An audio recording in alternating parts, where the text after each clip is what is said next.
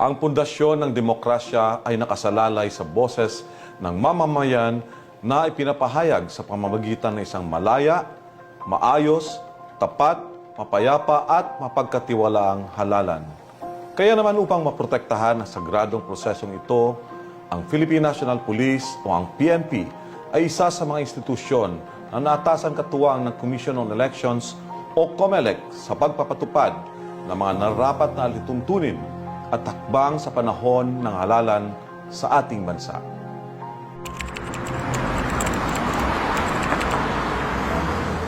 Ang Commission on Elections o COMELEC ay siyang naatasan upang tiyakin ang kaligtasan at integridad ng electoral process sa pamamagitan ng pagpapatupad ng mga batas sa halalan at pag-atas sa iba pang law enforcement agencies. Samantala, nakaantabay naman ang Philippine National Police sa COMELEC sa pamamagitan ng pagpapanatili ng kapayapaan at seguridad. Sa ilalim ng otoridad ng COMELEC, ipinatutupad ng PNP ang iba't ibang regulasyon tulad ng nationwide gun ban at tinitiyak ang pagsunod ng publiko upang masiguro ang kaligtasan ng buong komunidad. Sir, good afternoon po. Good afternoon, ma'am. Sir, pwede po makisuyo? Pati Yes, ma'am. hingin po ng lisensya po natin, OR tsaka CR na rin po. ORCR, ma'am. Yes. Saka lisensya. Ito po yung aking lisensya, ma'am. Ay, ORCR po pala, ma'am. Saka lisensya po. Kayo po ay si, ano po pangalan nila, sir? Luby po. Luby Julian. Okay lang po ba sa inyo, sir, kung pwede po makitingin ng top box po? Okay lang naman po, ma'am. Mga gamit at papeles ko lang naman po. Ito lang, sir. Konting tools, saka papeles. Salamat Damit. po. Sir, Maraming ito po, salamat din po, ma'am. Sir. lisensya po at ORCR. Apo. Thank you po. Mag-ingat po kayo, sir. Opo. Ingat po. Dito lang po ako sa mall, sa Ayala, sir. Magandang umaga po. Ay sir, bawal po paupuin ng bata sa harap. Baka pwedeng paupuin nyo na lang po sa likod. Kaya naman, upang masiguro ang pagpapatupad ng maayos at magalang na COMELEC checkpoint sa bawat komunidad, dapat alam din ng mga motorista ang kanilang mga karapatan at responsibilidad sakaling magawi sa naturang checkpoint. Sa bawat COMELEC checkpoint, mas binibigyang prioridad ang karapatan ng mga motorista, kabilang na ang pagkakaroon ng magalang na pakikitungo at pakikipag-usap mula sa mga tauhan ng naturang checkpoint, ang karapatang maabisuhan tungkol sa layunin ng checkpoint, ang karapatang magpatuloy pagkatapos ng visual inspection ng sasakyan, maliban kung may posibleng dahilan para sa isang mas masusing paghahanap. Tandaan, ang pagsunod sa mga pamamaraan ng checkpoint ay mahalaga. Gayon din ang magalang na pakikitungo ng mga tauhan na nagpapatupad ng batas. Ang bawat checkpoint ay dapat sumusunod sa mahigpit na mga alituntunin. Dapat nakapwesto sa lugar na maliwanag upang mabilis na makita at para sa kaligtasan ng parehong motorista at tauhan ng checkpoint. Dapat may malinaw na karatula upang mabilis na matukoy. Dapat pinamamahalaan ng mga uniformadong tauhan na siyang nagsasagawa ng mga inspeksyon ng may profesionalismo at paggalang. Hindi dapat bababa sa isang COMELEC checkpoint ang nakaset up sa bawat lungsod o munisipalidad. Maaaring magtatag ng mga karagdagang checkpoint kung kinakailangan sa pakikipag-ugnayan sa election officer na nangangasiwa sa lugar. I-remind ko lang po sa inyo na ating pong sundin yung patakaran ng ating COMELEC regarding sa pagpapahinto ng ating mga motorista. Sundin po yung plain view doctrine natin, maging magalang at yan po, lagi dapat silang naka-uniforme, properly identified at sundin po nila yung kanilang karapatan bilang motorista. Narito naman ang dapat gawin ng motorista kapag nakakita ng COMELEC checkpoint.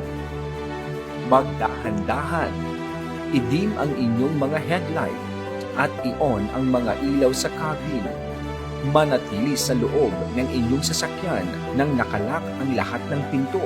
Ihanda ang inyong lisensya at rehistro ng sasakyan. Dapat asahan ng mga motorista ang kaunting abala sa mga checkpoint at isang visual na inspection lamang, maliban na kung may posibleng dahilan para sa mas masusing paghahanap. Ngunit kung wala naman, mahigpit na ipinagbabawal ang pagkapkap o anumang paghahanap sa katawan o body searches at sapilitang pagbubukas ng mga compartment. Ang mga tauhan ng checkpoint ay dapat kumilos ng may paggalang at profesional na pakikitungo. Kung mangyari ang mga paglabag, iulat kaagad ang mga ito sapagkat pinoprotektahan ng inyong pagbabantay ang lahat.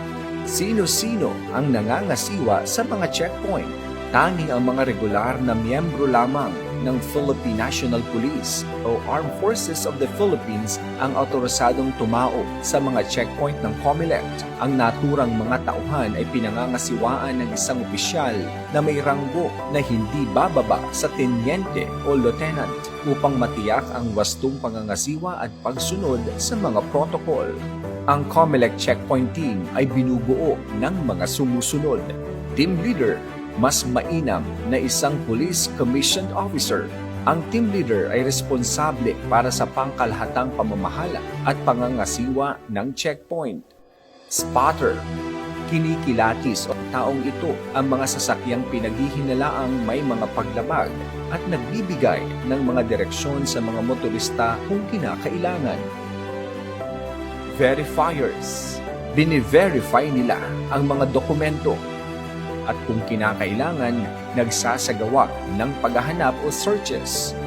Responsable din sila sa paghahanap ng ebidensya at pag-iingat sa mga nakumpiskang kontrabando.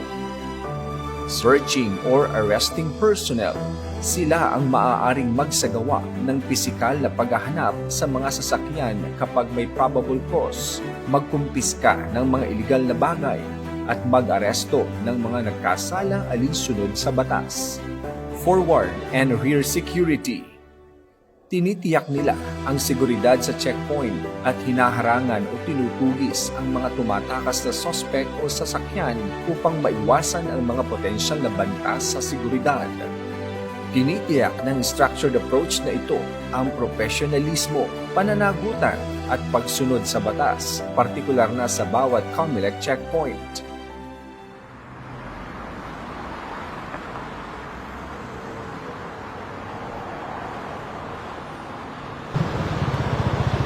Sir, magandang gabi po. Magandang gabi po, sir. Maaari po bang makita ang ating lisensya at saka rehistro ng ating motor? Ay, pwede po, sir. Meron po kami.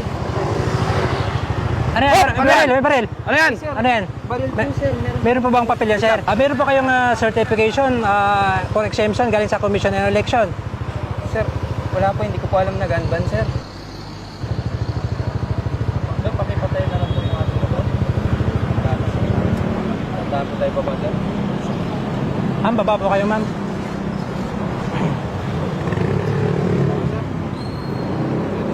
Bawa po natin, ma'am. Ang bantay mo yung nasa likod, sir. Ano po kayo, sir? Atras na lang po kayo, sir. Sige po. Kasi tayo may baril.